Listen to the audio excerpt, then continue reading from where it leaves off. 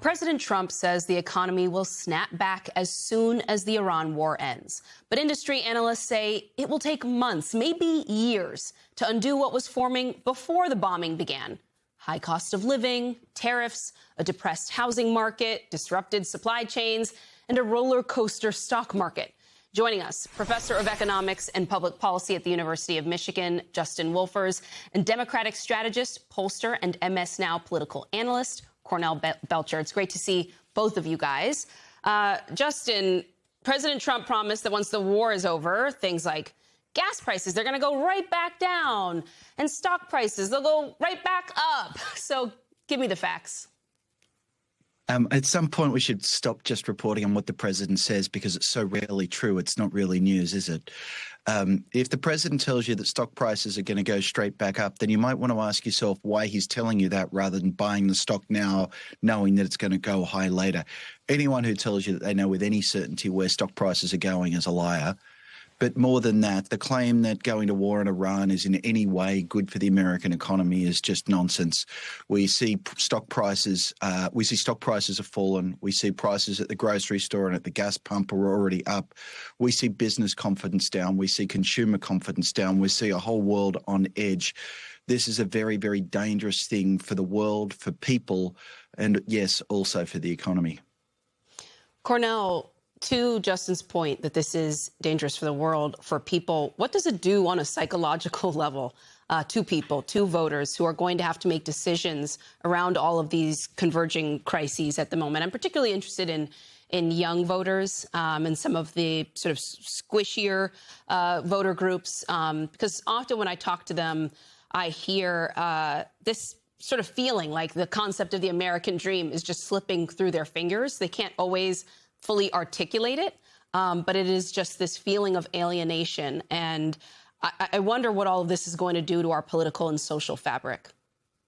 Well, that's a fantastic question. I wish I had the answers to it, but I don't. But here's I will give some insight.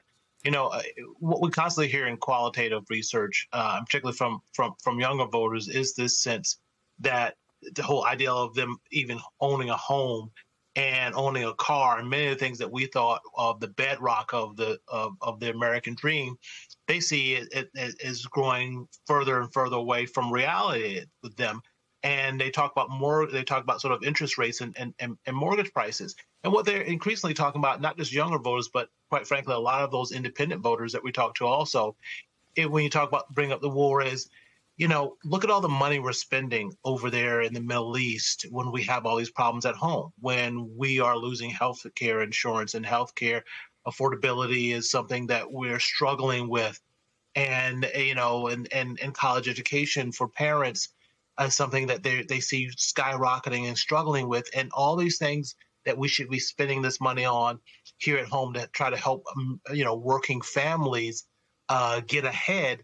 They see it being squandered over in the Middle East, and they're upset about it. And it's becoming the war is going to be a big voting issue in this country come midterm elections.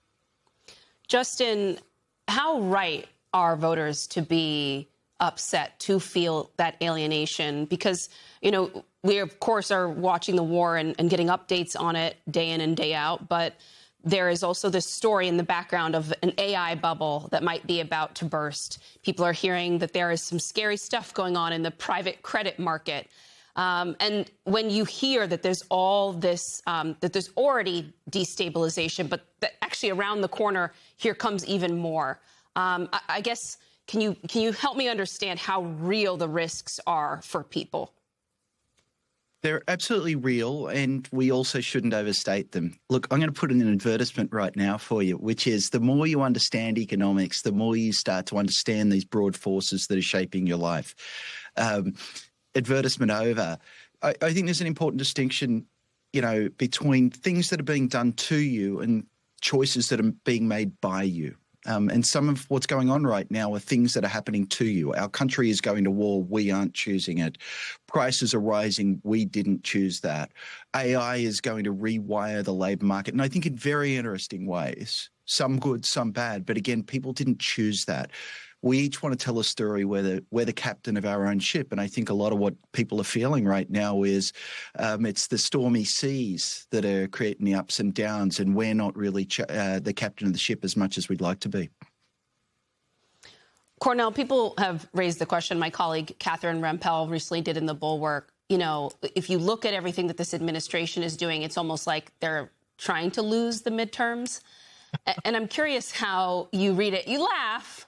And it is sort of like, well, if you were a mole working, you know, for one of the Republicans or for Trump, and you wanted to make sure the Democrats had the absolute best midterms environment they possibly could, would you make any different decisions than the ones that have been made right now?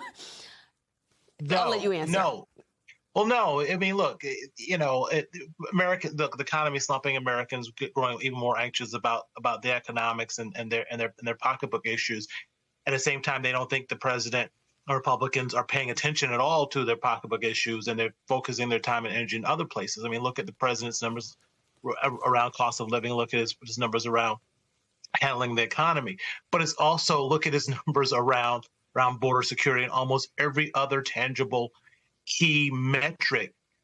His numbers have completely cratered on. Look, I've been around doing this a long time. I've seen presidents' job approval go up and down, but I've never seen this level of just complete cratering around every metric that is important to voters. You're looking at a failed presidency. So I'm not at all surprised then that they are in fact trying to rig the system. They know what they're doing is unpopular, and look, we've had election after election since the president's been in office where Democrats have overperformed, 10 to 15 points over what they typically do. And red areas, right? We've been picking up seats in what traditionally red areas of the country. So the only thing they have to do right now, and you see that with the SAVE Act and other measures that they're trying to push, is try to rig the election so they're not held accountable. That is the only way they escape the wrath of the American people, is to in fact make sure that the voice of the American people is diluted.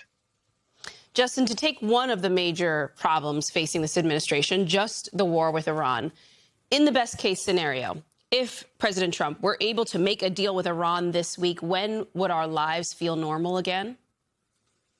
Well, they might feel normal in a couple of months, but they're never going to get back to where they were before.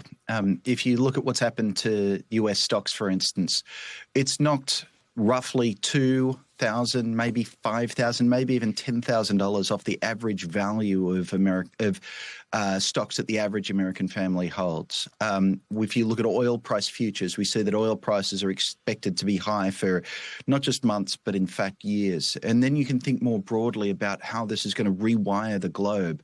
The president just submitted to Congress the president's budget, in which he asked for an extra $350 billion in defense spending.